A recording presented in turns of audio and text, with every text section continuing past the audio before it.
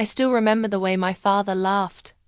It was one of those deep, chesty laughs that always made people around him laugh too, except this time. I wasn't laughing. I was frozen in place, a glass of lukewarm soda in my hand, watching my siblings smirk as if they just delivered the most clever joke in the world. We voted, my sister Michelle said, raising her wine glass like she was hosting a game night instead of casually ambushing her child-free sibling. Since you don't have kids, and we do, we figured it makes sense you'd help cover the expenses. School, healthcare, maybe even some after-school programs. You know, as family. That was it. That was the moment. My entire world, my place. In the family, the years of giving, the quiet sacrifices, the boundaries I never truly set, they all collapsed into that one ridiculous toast. They had actually held a family vote. A vote where everyone but me decided that my bank account, my energy, my life, would now revolve around their choices. Because I didn't have kids. Because I was the extra, the free one. The one who owed them something for not joining. The club of exhausted parenting. I stared at the half-full wine bottle in the center of the table, trying to tune out the bubbling laughter. The flames from the scented candles flickered lazily, like nothing earth-shattering had just happened. Don't look so shocked, my younger brother Marcus said with a shrug. You make the most money out of all of us. It's not like you're using it on diapers or daycare. Then came Dad's booming chuckle again, his thick eyebrows dancing over his glass of whiskey. Come on, Nora, he said. You'll understand when you're a real parent. That was the part that stung the most. Not just the assumption that parenthood was some magical badge of wisdom, but the implication that until I squeezed out a baby, I wasn't complete. That I was selfish, incomplete, less of a woman. I felt a strange detachment take over. Like I was watching this scene from the ceiling, floating above the candles and the stupid placemats Mom brought out for special dinners. I smiled. It was the kind of smile that's not really a smile. The one you give when you know you're at a turning point, and anything you say will be used against you in the next 5 years of passive-aggressive group chats. I see, I whispered. I didn't fight. I didn't scream or toss the drink in. Someone's face like some cheap drama. No. I simply picked up my phone, slid it into my purse, and calmly said, Excuse me. I have something urgent to take care of. Nora, Michelle called after me, clearly annoyed. Are you seriously leaving right now? We haven't even gotten to dessert, but I was already gone. Outside, the air was cool and the moon hung low and full over the quiet suburban street.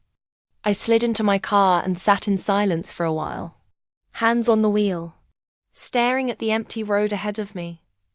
I'd always known my family had a strange dynamic. My parents were traditional to the core dad, the loud patriarch. Mom, the quiet enabler. My siblings, 3 of them, had followed the expected path. Get married, pop out kids, complain about life, repeat. I was the black sheep. Not by choice, really, but by circumstance. I never met the right guy, never wanted to force a family just because of a biological clock. Instead, I built a career, climbed the ladder, and made my peace with being single and child-free.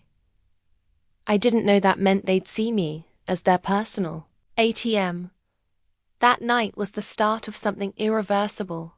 I went home, kicked off my shoes, and sat on the edge of my bed with my arms folded across my chest, heart pounding. Not in anger yet, but in clarity. Crystal, cutting clarity. They really thought this was okay. They thought because I wasn't changing diapers and packing school lunches, I should pick up the slack. That my success wasn't mine, but a shared family resource. And the worst part? I had let them think that for years. I have covered emergency bills, bought groceries during family rough patches, and even co-signed a car loan for Marcus when he was jobless. I didn't make a fuss because I thought. Maybe that's what good daughters do. What loving sisters do. But somewhere along the line, generosity became obligation. Kindness became expectation. And tonight, they made it official. I opened my laptop and began scrolling through my financial files. Dozens of payments, wire transfers, transactions marked gift or emergency. Thousands upon thousands of dollars. I stared at it. Then I opened a new spreadsheet and titled it Reclaiming Nora. I would document everything. Everything they ever took. Everything I had let them take. Everything I was done giving. That night, I didn't cry. I didn't fume or plot. I planned. I planned the beginning of the end, not of my relationship with my family, but of their control over me, of their belief that I would always show up when they snapped their fingers. They thought being child-free made me less. What they didn't know was that being child-free gave me the one thing they no longer had. Freedom. And I was going to use it. Asterisk. The thing about resentment is it doesn't arrive like a hurricane. It sneaks in like a drip from a leaky faucet. Slow, quiet, unnoticed. Until one day you're standing ankle deep in everything you've been too polite to drain. After that night, I didn't go full no contact. Not yet. I still answered texts briefly. Still acknowledged birthdays with a message or an emoji reaction. But emotionally, I started to unplug. And once I did, I saw the patterns I had ignored for years. Like the time Marcus asked me for help with rent again because he forgot his account was overdrawn after a weekend trip to Vegas. Or when Michelle sent me a long, guilt-laden email about how her daughter needed braces, and wouldn't it be lovely if her favorite aunt contributed?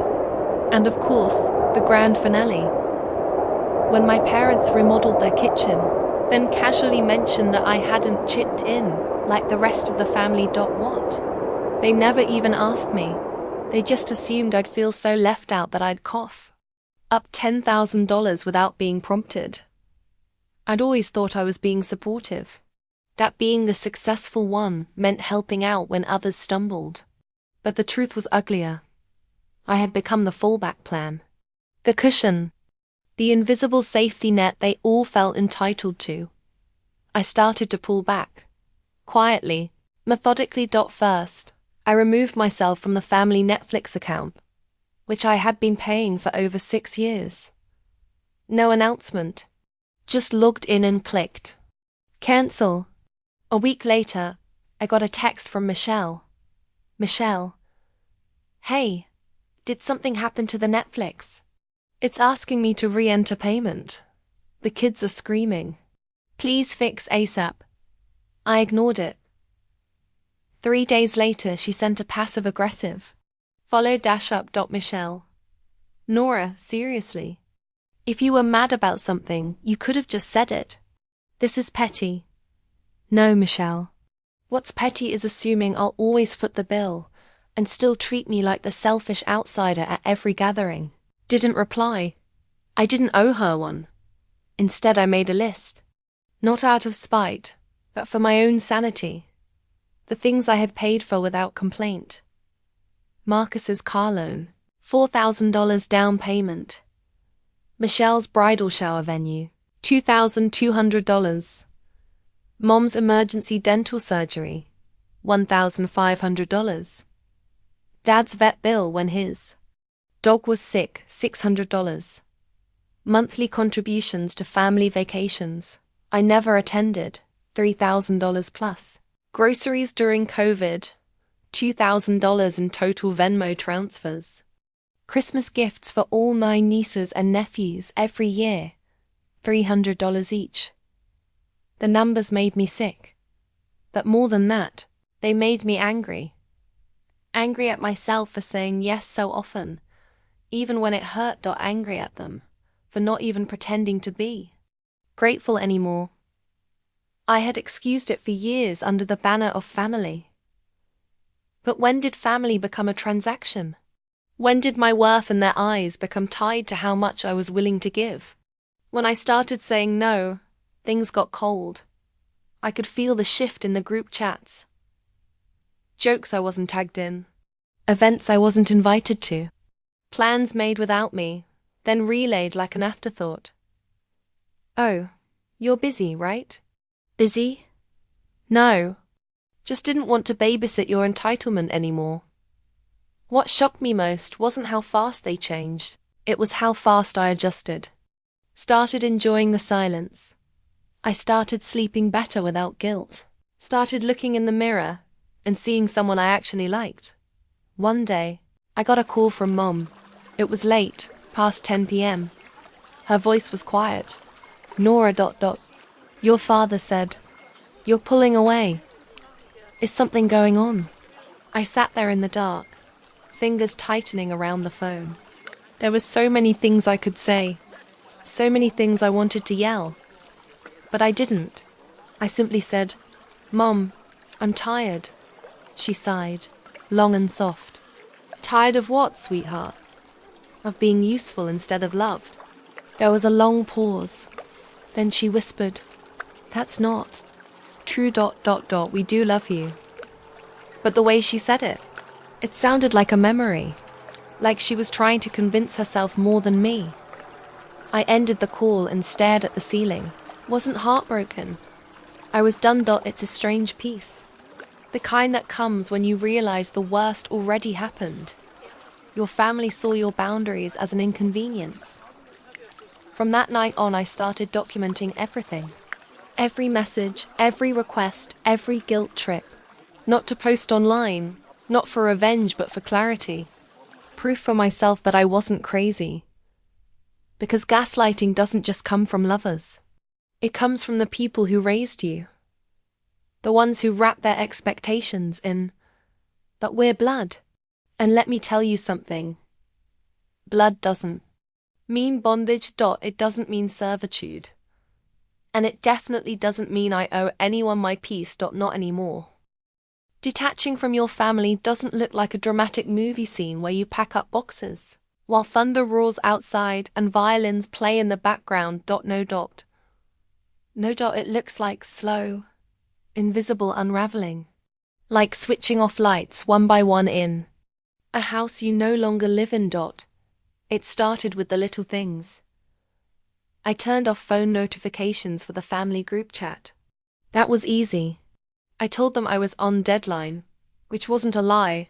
I was always on deadline, but this time I let it be the shield I needed. I removed Dad from my emergency contact list at work, not because I didn't think he'd pick up, but because I didn't want him to be the first to know if anything happened to me. That spot now belonged to my friend Ellie, someone who brought me soup when I had the flu and didn't once ask me to pay for her kids' piano lessons. I called my bank and updated beneficiaries on my accounts. I took my will, which I had written far too early, back when I thought my siblings would use any inheritance wisely, and changed it entirely. Everything now would go to a charity for women escaping financial abuse. Fitting, don't you think? Because that's what this was. It wasn't just guilt tripping. It wasn't just family duty. It was a pattern of emotional and financial manipulation that had followed me from childhood through adulthood like a shadow. I started seeing a therapist. I'd avoided therapy, telling myself I was fine. But now I wanted clarity, language, boundaries. "Why do you feel responsible for their comfort?" my therapist asked. I shrugged. Because they made me feel like I was only valuable when I was useful. She nodded, slowly. What would happen? If you stopped being useful, they'd leave. Her voice softened. And what if that's not the worst thing? That question haunted me. Because deep down, I knew it wasn't the worst thing. The worst thing was staying in a role where love was conditional. Where my worth was measured by how quietly I swallowed resentment and wrote checks with a smile. I started saying no more. Firm, flat, final. No explanations. Michelle texted me asking if I could watch her kids for a weekend so she and her husband could go on a no-kids retreat. I said, no, I have plans. I didn't lie. My plans were to stay home and binge documentaries in my pajamas. But for once, that was enough. When Marcus called to ask if I could co-sign a lease, because his credit was shot, I said, sorry, I can't help with that. He laughed like I was joking. What, you mad about something? You always helped before. Exactly. That's the problem. I had trained them to expect me to break my back for them. Now, I was retraining them to expect nothing. One evening I got a call from my dad. Hey, kid, he said in his gruff voice. Your mom says you've been quiet. I waited. He didn't ask how I was. He didn't ask if I needed anything. He just launched into a story about how Michelle's oldest had been accepted into a private school, but the tuition was a stretch. A long pause. Then, we figured you might want to be the one to help, since you don't have tuition of your own. I smiled. The way you smile when a joke is so bad, it almost feels intentional. Dad, I said calmly, my lack of children isn't your bank loan. He didn't laugh. Come on, he said. It's not like you're hurting. We just need a little support.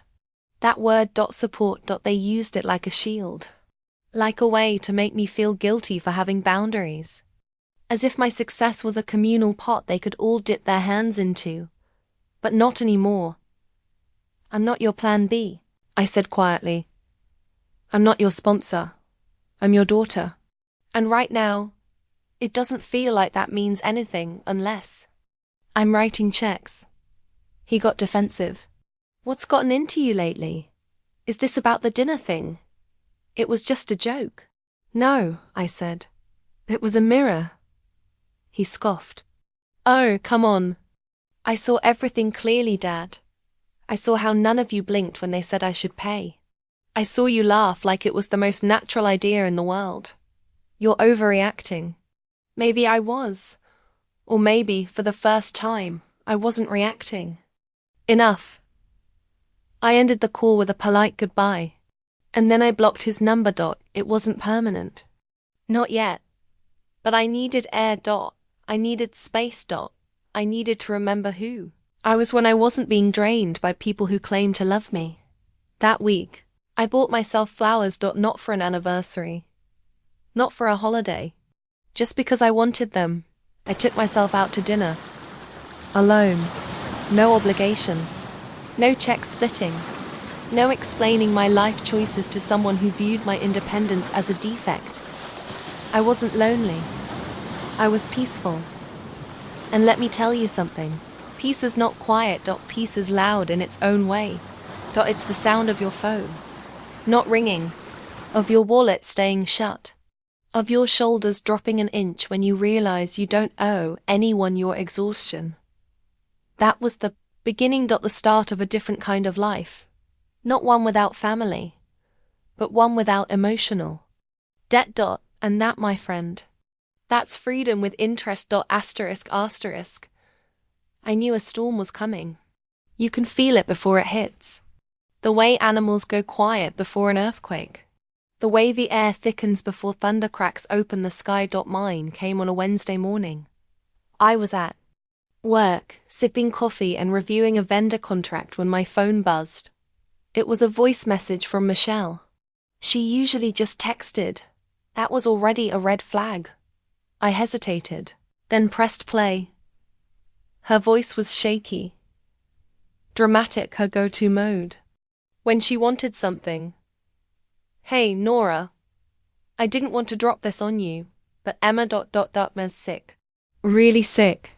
She needs a minor surgery, but insurance isn't covering everything. We're short like 12,000 short. We know it's a lot.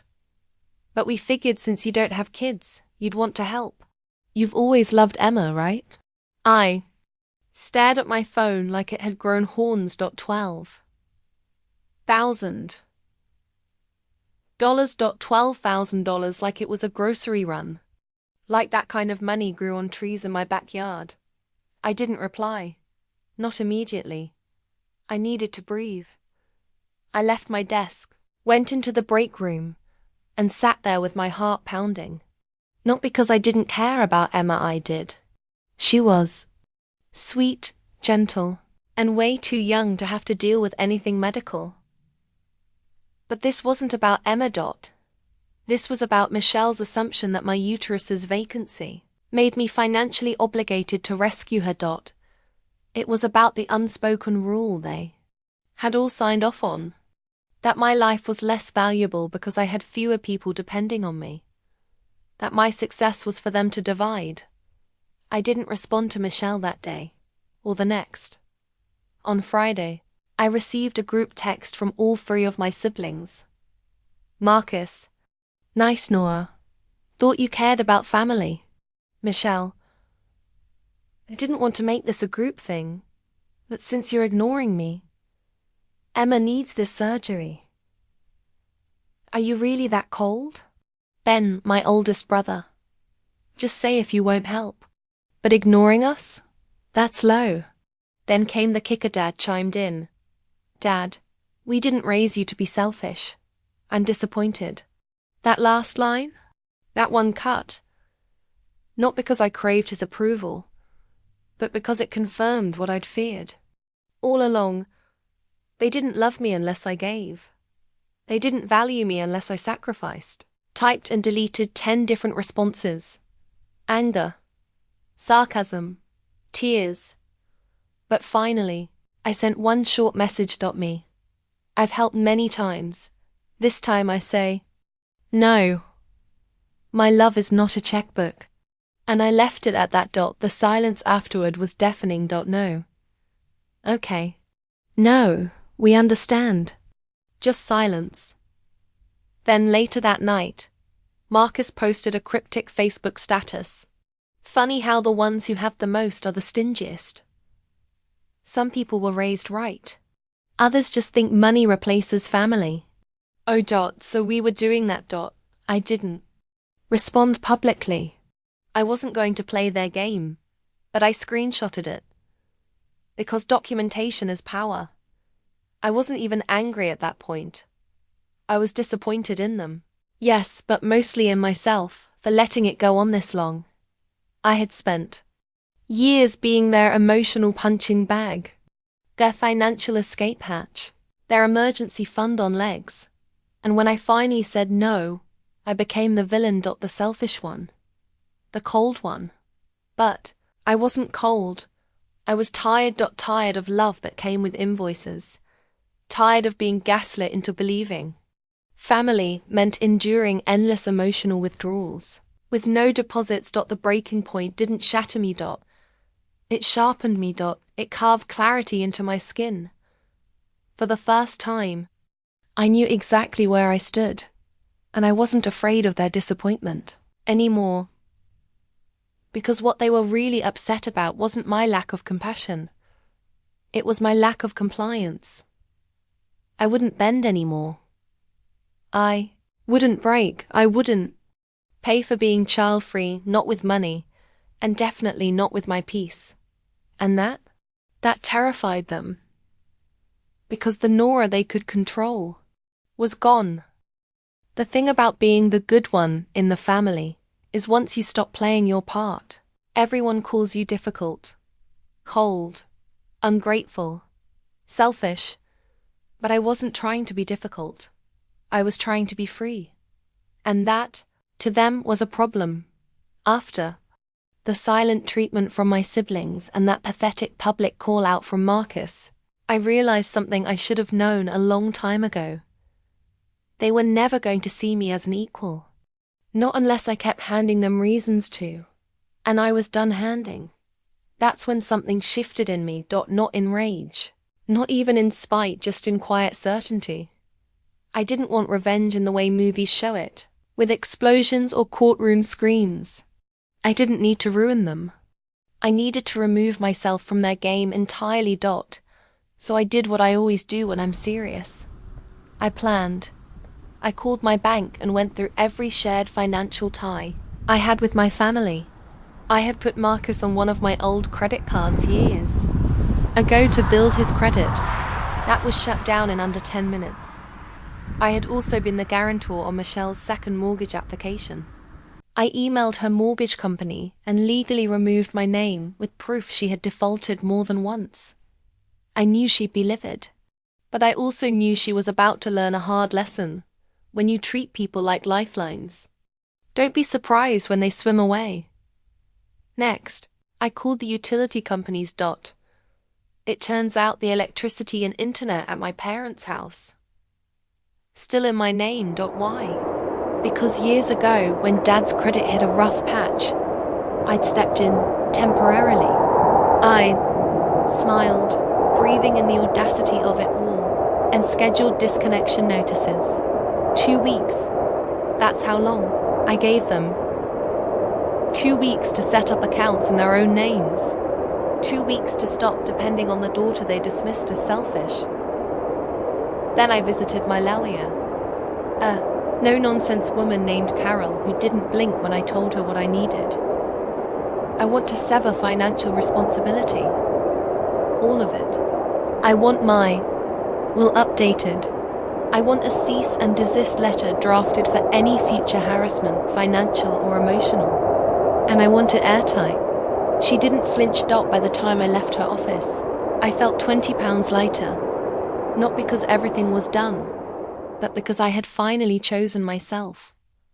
That night, I sat down with a glass of wine, my paycheck, my peace, and opened my laptop. The group chat still sat silent. No messages. Not even a passive-aggressive meme from Marcus. Michelle had gone full ghost. Dad hadn't called in a week. So I posted one thing. To my private story. Just for them.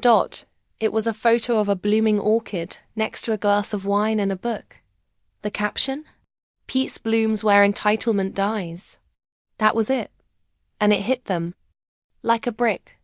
Not an hour later, Michelle texted. Michelle. So this is who you are now? Cold. Bitter. Punishing us for asking for help? I stared at her words, punishing them. No, darling. This isn't punishment. It's absence. I didn't reply. The next morning, Dad called. I didn't answer. For the first time in years, I didn't feel obligated to. I was building something now. Something they had never given me permission for. But something I no longer needed permission to pursue. A life without guilt. A life without emotional taxation. A life that belonged entirely to me. A few days later, I got a call from the internet company. My parents hadn't switched the account in time. Their Wi-Fi was shut off. The rep asked if I wanted to reopen the account or extend the grace period. I smiled and said, "No, thank you. They've got it from here." I could picture it. Dad stomping around the house, blaming everyone but himself. Mom anxiously refreshing a dead router. Michelle calling in favors from friends while crafting a Facebook post about how children as people will never understand family loyalty. Let them feel it. Let them live in the vacuum they created. Because the thing is, people rarely notice how much you do for them until you stop doing it. And when you finally walk away, they don't chase after you with apologies. They chase after your usefulness. But I had already shifted the terms. I was no longer useful. I was unavailable. And soon, I'd be untouchable. Asterisk. It only took one post to light the match. Marcus predictably couldn't help himself. He posted on his public Facebook profile that some people think money makes them better than blood, and that real family shows up even when it's inconvenient. It got 5 likes.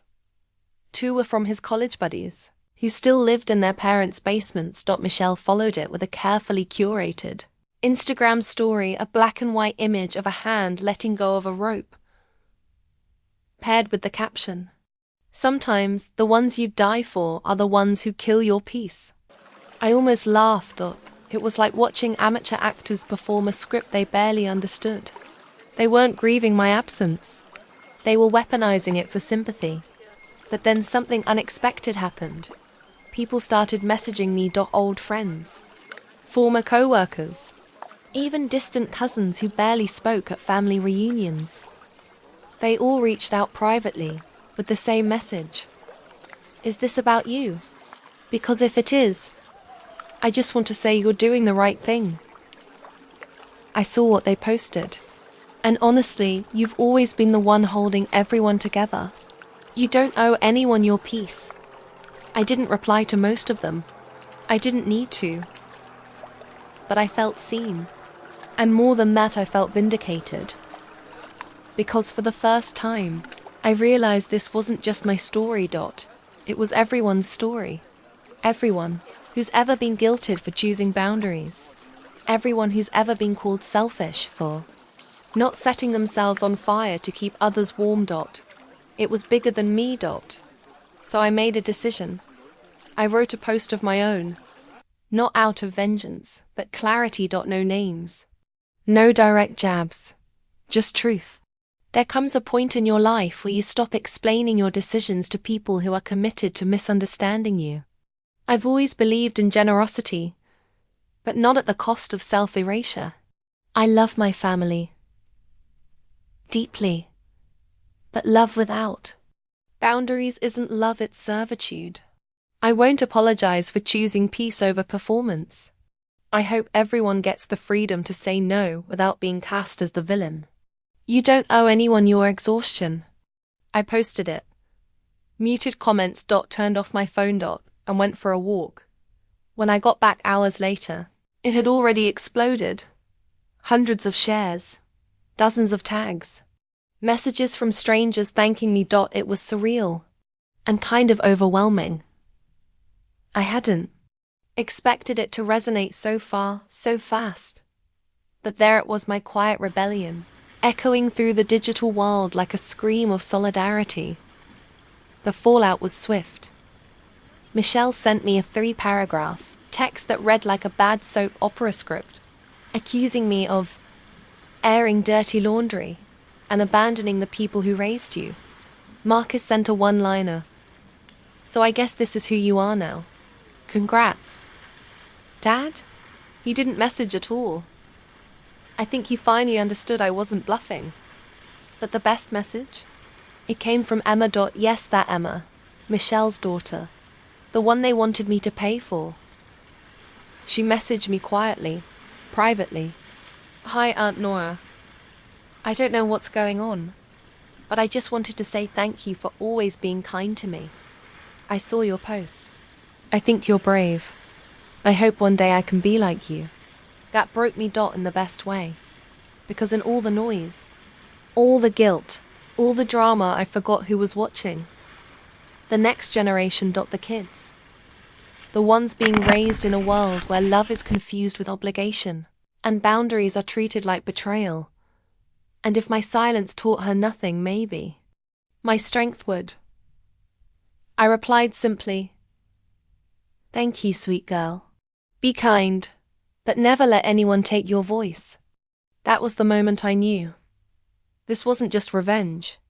This was revolution. I wasn't just walking away from the fire. I was lighting a new path with my own matches.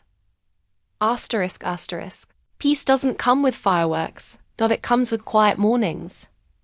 Sunlight, filtering through curtains. The sound of your own breath, steady and calm. A coffee mug in your hand that nobody's asking you to refill for them. A to-do list that doesn't begin with, fix someone else's crisis. That's what my life became. Not dramatic. Not Instagram-perfect. But finally, mine. It started when I moved.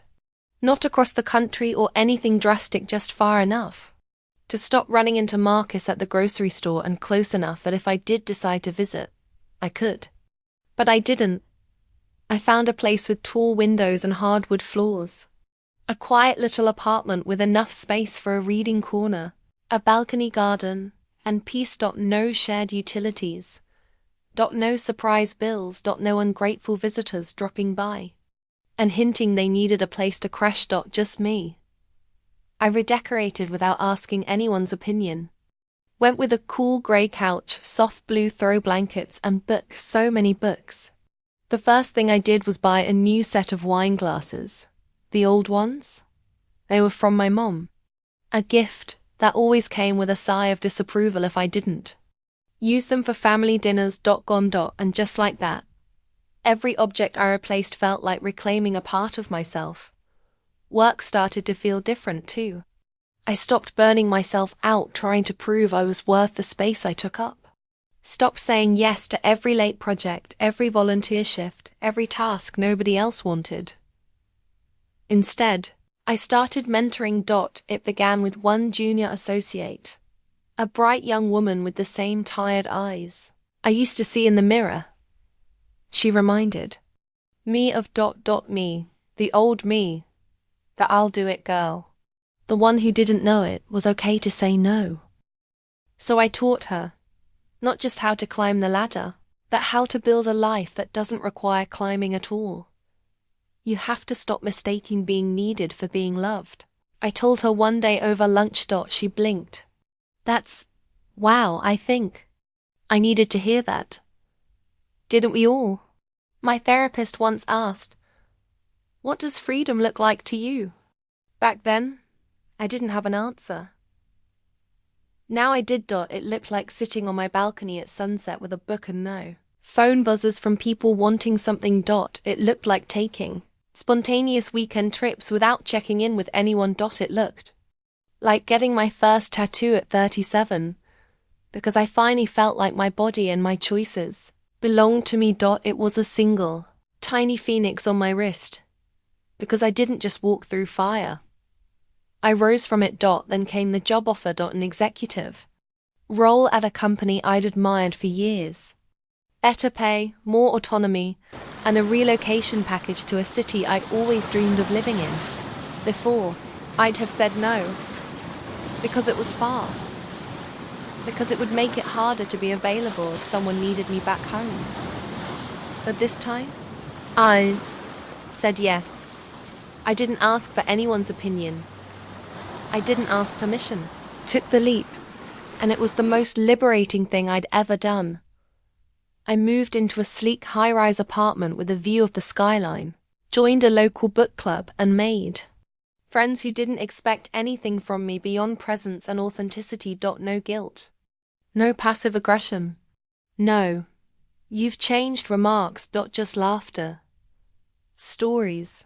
Growth. I even adopted a dogger rescue named Ivy with soulful eyes and a streak of stubborn independence that felt eerily familiar. We took long walks every morning. I talked to her like a person. She listened better than my family ever had. One morning, while sipping coffee in my new living room, my phone buzzed. A message from Ellie, my emergency contact, my true family. Just checking in. "Proud of you.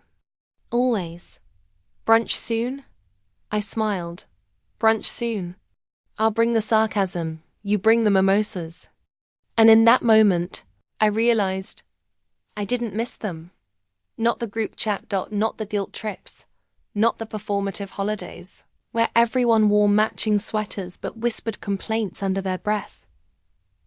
I didn't miss the exhausting weight of keeping the family peace while being silently resented for having boundaries. I had now wasn't flashy. It wasn't dramatic. Was better. It was real. I wasn't the selfish one. I was the brave one. The first to say, "No more." The first to walk away and mean it. The first to show that being child-free doesn't mean being family-free. It means you get to choose. I was choosing peace. It had been over a year since I spoke to any of them. A full year of silence. No Christmas. Texts. No birthdays. No surprise calls asking, "Can you help with just one more thing?" And honestly, it was bliss. I had settled into my new life with a kind of calm I didn't think was possible. My mornings were mine. My evenings were quiet. And my heart finally wasn't carrying the burden of being everyone's solution. So when I saw the name Emma pop up in my inbox, I froze. It was an email. Not a text. Not a call. Just a simple subject line. Hi Aunt Nora. I hope this is okay. I stared at it for a long time before I clicked. The message was short, but it made my throat tighten. Hi, I'm not sure if you want to hear from me. Mum doesn't know I'm writing this. I just wanted to say I get it now. I'm 16, and I used to hear them talk about you, like you were mean or selfish or too independent. But now that I'm older. Butty things they don't. I see how they used you.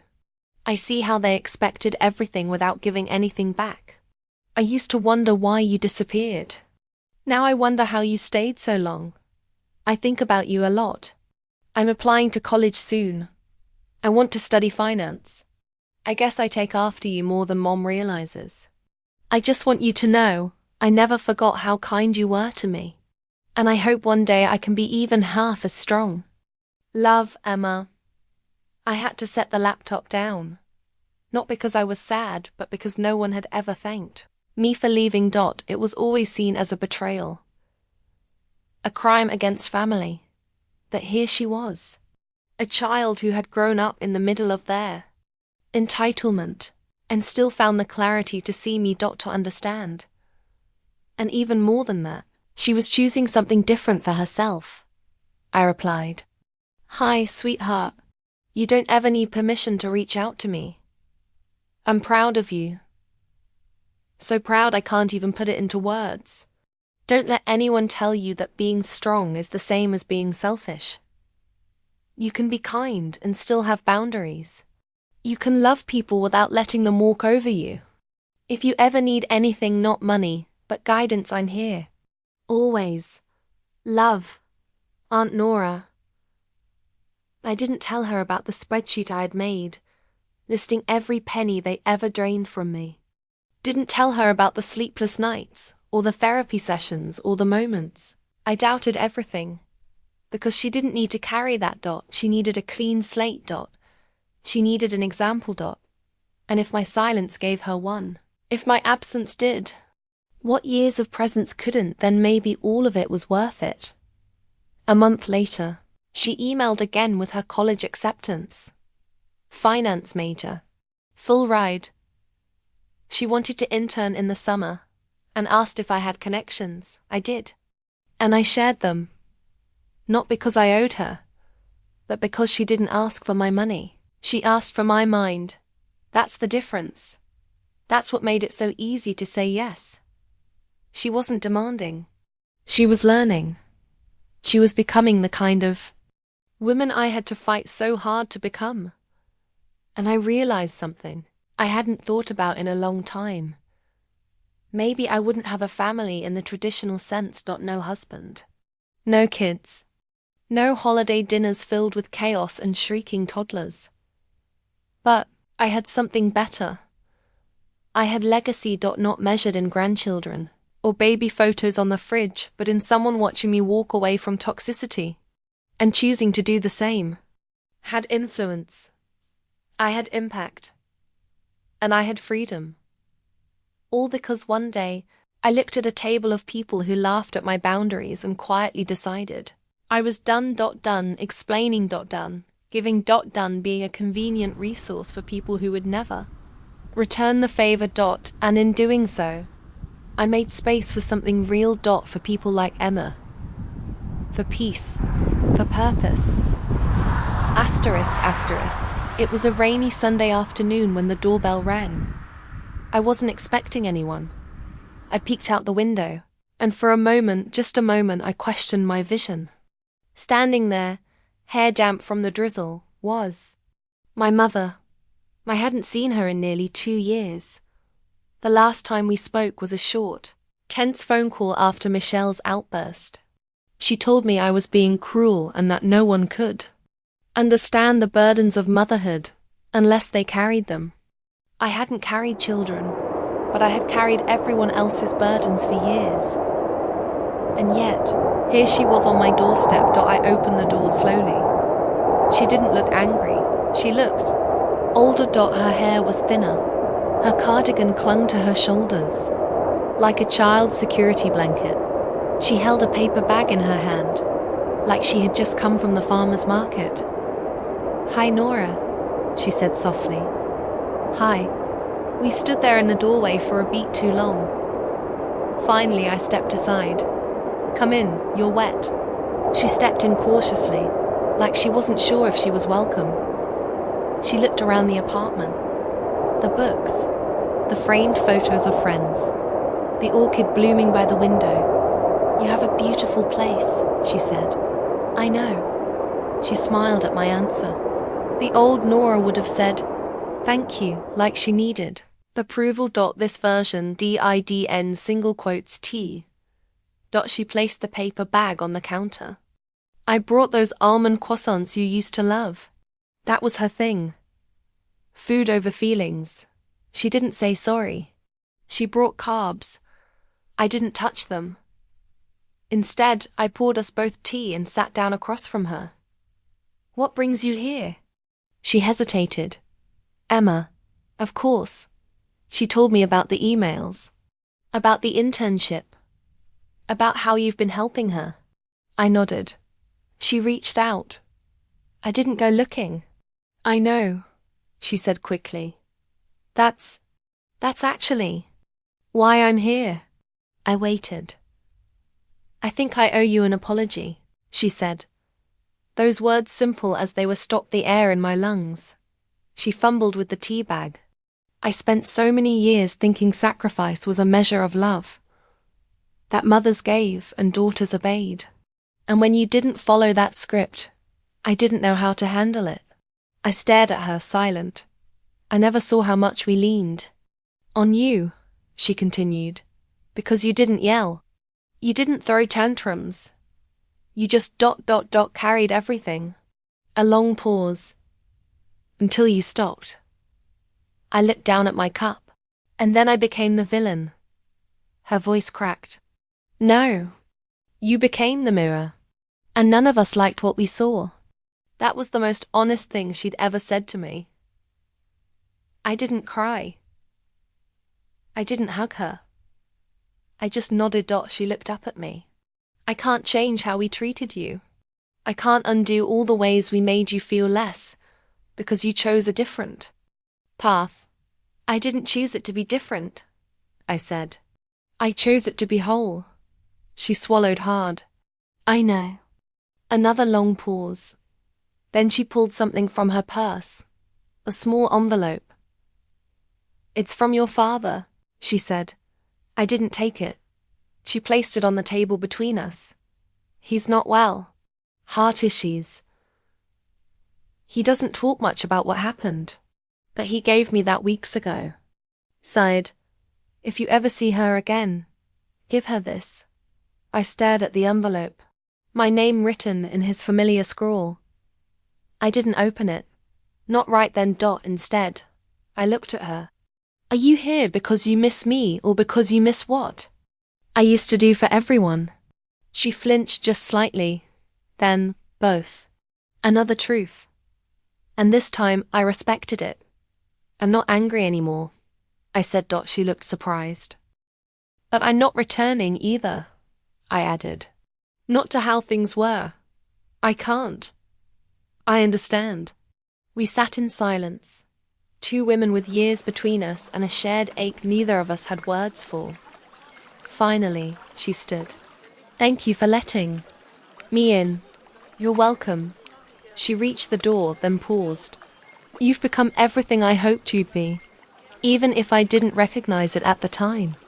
Then she left, and I sat there, holding the envelope. It took me hours to open it. Inside was a single sheet of paper. My father's handwriting, neat but faint. "Nora, I didn't understand your strength until it inconvenienced me. I laughed at your boundaries because I feared them. I hope one day you'll see that my silence wasn't pride, it was shame. I don't expect forgiveness. But I do wish you peace. Dad, I folded the letter carefully, slid it into the drawer next to my passport, and sat back. Not broken, not bitter dot, just dot dot free. Asterisk, asterisk. Sometimes, stories don't end with a final confrontation. They end with quiet clarity, dot, no slamming doors. No dramatic monologues, just a woman sitting alone in her own life, realizing she doesn't need anyone's permission to be whole. I never responded to my father's letter, not because I was angry, because I didn't need to. Forgiveness doesn't always come with a reconciliation. Sometimes it's a silent decision to stop bleeding for people who never learned how to bandage you. But something about that note, that strange, humble fold in his otherwise stubborn character did settle. A piece of me dot he was ashamed dot, and that was enough. Months passed. Emma continued to thrive. She landed an internship with one of my old colleagues and even sent me a picture of her first day outfit, grey blazer, subtle lipstick, glowing with possibility. I smiled at it for a long time. It wasn't revenge. It wasn't vindication. It was legacy. And I didn't need to be anyone's mother to leave a mark on this world. Started journaling again, something I hadn't done since my 20s. Pages filled with moments of triumph, of peace, of finally hearing my own voice rise above the noise. And one entry stood out. Dad laughed. He said they voted. Said since I didn't have kids, I'd pay for theirs. And I reached for my, not wallet, not tears. I reached for my boundaries, my silence, my dignity. I reached for my power. And I never let it go. I wrote that line, underlined it, and closed the journal. Because that was it. That was the whole story. They tried to define me by what I didn't have: no children, no husband, no traditional milestones, but I had something better. Had peace, not the peace that comes from approval, but the kind that blooms from absence, from refusing to carry what was never mine to hold. My family hadn't changed. I had and that changed everything. I sometimes still get updates, secondhand stories through Emma, or a cousin's Facebook post, or a voicemail from my mother that I don't listen to. Marcus lost another job. Michelle is considering a divorce. Dad's health is rocky. And me? I wake up every day without dread. I cook for myself and dance in my kitchen without anyone rolling their eyes. I earn, I spend, I save, not out of guilt, but out of joy. And I never again explain my life to people who only wanted the parts they could use. So, when people ask me if I regret walking away, I say no. I regret waiting so long to do it. I regret thinking I needed to be a good daughter at the cost of being a healthy woman. Regret every year I stayed quiet while they laughed. But I don't regret this. I don't regret the space I've claimed, the story I've rewritten, the legacy I've chosen to build. And if they ever come to my door again, I'll open it, but only if they come with respect, not expectations. Because this time, they won't find the same Nora. They'll find a woman who stopped bleeding for applause. A woman who reached for her power and never let go. Asterisk, asterisk. Thanks for watching. Hoped you liked it. If you watched till the end, please comment revenge so that we could understand you were with us till the end. As well as please let us know, where are you watching from? Before leaving, please hit the subscribe button. Comment your thought and share with your nearest and dearest one. See you in the next one. Until to the next one, stay happy.